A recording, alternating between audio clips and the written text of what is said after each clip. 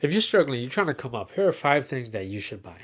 Now, number one, I would really look into buying a coffee machine. Now, I know saving $5 every single day is not going to make you any poorer. It's not going to make you any richer. But really, that's not the point. The point is really just to kind of get out of that bad money habit, you know? It's to get out of that routine that we're all stuck in. We all do these mindless things where we buy things and we spend our money because it's our part of our identity, part of our routine. But that's not true. You don't have to go to a coffee shop every single day. By buying a coffee machine, right, it breaks you out of this whole thing where you think you have to do. And there's a few reasons to buy. Really, it's one of the main reasons, obviously, is to save money, right? But the other point is now you get to make coffee your way. You get to make coffee at home, and it'll be perfect every single time. Now I know because I used to buy coffee every single day at Dunkin' Donuts, and out of 7 days, it'll be good maybe about 4 to 5 days. And the other 2 days, it was just complete trash. And I've come to accept when it was trash. Like, oh, it'll be better tomorrow. Imagine paying $5, $6, $7 for a cup of coffee and it's trash. I don't know how I even did it for years. But by buying a coffee machine, it allows you to break out of these bad money habits. It allows you to make the perfect cup of coffee for yourself at home.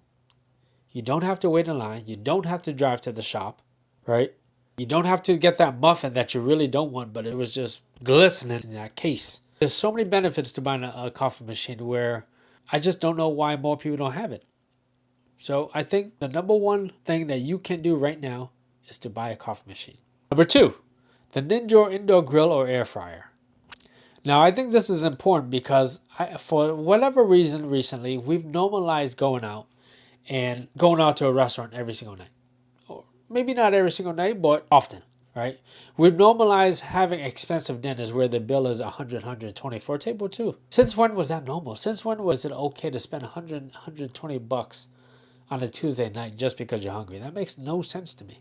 Meanwhile, we're getting paid $15, $20 an hour. You minus all the tax, you're left with almost nothing. And yet you're spending $100 on dinner every other night. You're getting takeout. Again, Uber Eats. It just makes no sense. Now, if you bought an air fryer or Ninja or one of them indoor grills, right? You're able to make this food at home. You're able to make it exactly the way you want. It's just so many benefits to it. It's almost like it's a no-brainer. And so now you get to cook whole foods. You get to cook the foods. You get to make things the way you want at almost half the price. There's no reason why you shouldn't. It's a no-brainer. We have to stop normalizing going out because going out, back when I was a little bit younger, going out was just reserved for special occasions. It was either my birthday, my family member's birthday, you went out on a date, that nature. But it wasn't just because we were hungry.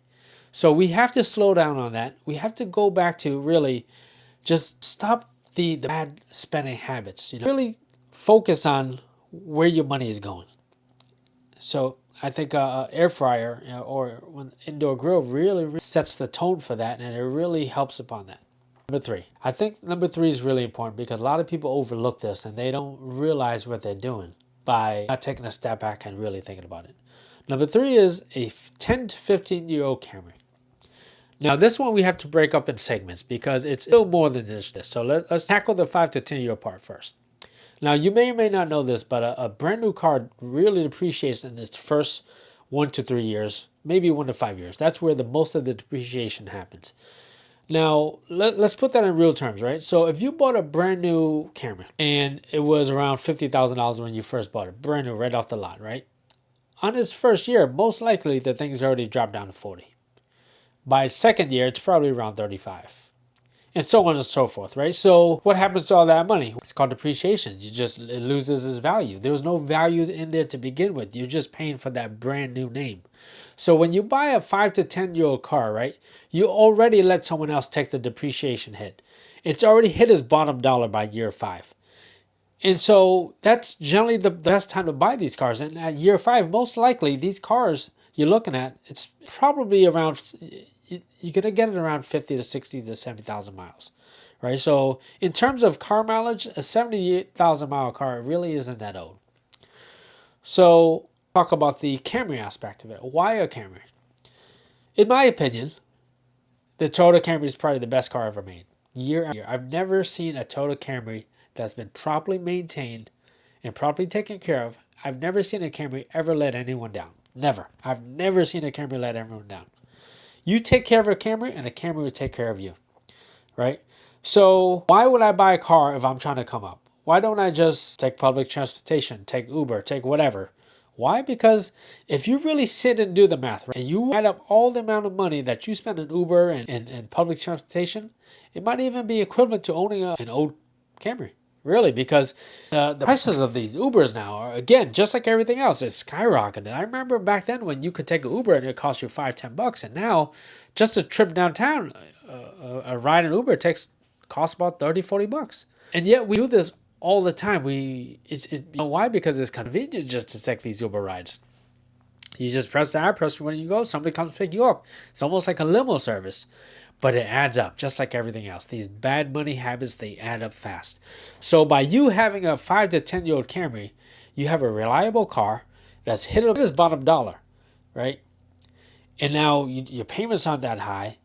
The maintenance on these cars are almost non-existent, really. You just got to change the oil, and I think that's pretty much it. Just take care of it. Whatever comes up, you fix it, and that's it. But these cars are just the workhorse among cars. Here's a little secret about the Camry. When you buy the Camry at a bottom dollar price, right? Let's just say you buy a 10-year-old Camry and it's bottom dollar, you can use these things for 3 or 4 years and probably sell it for the same exact price. So really, you get a free car. 3 or 4 years that you use these cars. These things are the best kept secrets in money management that you could ever find out about. So I think number 3, a 5 to 10-year Camry is one of the best things you could ever buy. Now we're moving on to number 4.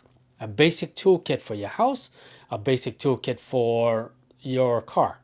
I think when you're on your journey and trying to come up, right, and you're trying to save money and trying to save wherever you can, I think the best thing you could do is be a handyman. Is really just to do things yourself. Now, I hear a lot of people saying, like, I can't do this, I don't know how to do it, I don't know how to change the oil in my car, I don't know how to change the faucet. Well, who's born knowing how to do these things? Nobody's born. The best part about all this is that now we have YouTube, right? In YouTube, you can literally learn anything you want to learn. There's no shortage of information, specific information, not just general information. Like, I remember if we wanted to learn how to do, say, right, we would go to the library and get a book about plumbing. None of the information on that book ever applied to your specific need, your model of faucet, anything. It never did. But now with YouTube, with all this information out here, there are specific videos on the exact model or the exact item you're trying to fix. If you want to change the oil on your 2010 Camry, right, there is an exact video, step-by-step instructional video on how to change the oil. It's a no-brainer. So the only thing you're missing really is the tools to do it and the supplies. All right, so if you didn't have, let's just say you didn't have these basic tools. Let's just say that. You brought it over to Jiffy Lube. How much do you think it'll cost? Just for basic oil, nothing special, oil change. $100. Minimum $100, right? And so let's break that down now. How much does the actual supplies cost, the materials cost an oil change? $20 for the oil, $10 for the filter, $30. If you're able to do the oil by yourself, you just saved yourself $70. Not just that, but now you gain the confidence on to do other things. Again, a lot of these things aren't as straightforward as just saving money. That's not the point. A lot of this stuff is that so you can help yourself get out of that struggle, really. Is to build confidence and to let yourself know that you can do it. Everything's a stepping stone. I think the basic toolkit in a DIY mentality is the best thing you could do for saving money and just overall building confidence and learning how to do things yourself and not having to rely on anybody. Number 5. Now this, I think, is the most important on every single thing on this list. Because really, if you do not have this, right, you're not going to get any better. You're going to save money by not going out. You're going to save money by changing your own oil, but you're not going to go up. So this is very important. Number 5, set money aside to invest in yourself. Now this one I'm going to explain a little bit because this one might be a little hard to understand. Now we all want to be something that we're currently not, right? So for example, I want to be a content creator. I want to be a fashion designer. That's what I like to do. And I don't know how to do these things. Well, the good news is that there's plenty of courses, right? There's plenty of resources out there for me to learn how to do these things, but they cost money, right? There's a lot, the equipment costs money, everything costs money. But for me, I don't think that's a problem because I'm willing to spend on myself to invest in myself. So just an example, I want to do fashion. I want to do my own branded t-shirts, right? I found out if I wanted to print t-shirts with my logo and a specific amount of colors, it'll cost me about $20 per t-shirt. Now, most t-shirts sell around $25 to $28. That doesn't really leave me much profit. It doesn't leave me much room for profit. Now, if I were to buy the equipment, just a screen press and screen print and print these things myself, now the cost of these t-shirts go dramatically down. They come from $20 to maybe around $7. And the rest is profit. $19 profit. You see the difference in the profit by me investing in the equipment? That's the difference. Now, the equipment varies obviously from different interests. Like I want to be a fashion designer, so I have to buy screen printing equipment. I have to pay for courses to teach me how to use that equipment. That's what I mean by investing in yourself. It's not really just saving, because saving gets you linear. It gets you by. But we don't want to get by. We want to go up. So we have to invest in ourselves. If you're a music producer, you may be great, but you're not going to go anywhere without the equipment. You're never going to go anywhere without the software. You don't know how to use the software. You don't have anyone to teach. You don't have courses. So you have to invest in yourself. And that's the idea. You have to invest in yourself to learn the skill that you want to do and to do whatever it is you're trying to do. That's the idea behind investing in yourself. You have to set money aside. And that's where the money comes from. The money comes from you not going to these coffee shops. The money comes from you not going out to $120 dinners every other night. That's where the money comes from. You save the money from different facets of your life. And you reinvested that into the equipment that is going to make your life go up. That's the idea. You know, a lot of these items on this 5 list are interconnected. It's not just so that you can save $5. Saving $5 is not going to get you anywhere. It really isn't. So your mentality, if you're not thinking about reinvesting yourself, is like, why save $5 and it doesn't get me anywhere? Why not just spend it, right? I'm not there too. But we're not just trying to save $5. We're trying to reallocate that $5 into another in your life. You know, that useless expense into an expense that will train you, that'll teach you, that'll enable you to follow your dreams and do whatever it is you're trying to do. So these are the 5 things that I would do if I was struggling and I was trying to come up. So hopefully you learned a thing or two. I really enjoyed this video because I really saw a lot of myself practicing these things in my early years, in my younger years. And it really does add up. So thanks for watching. I hope to see you guys next time. All right, see ya.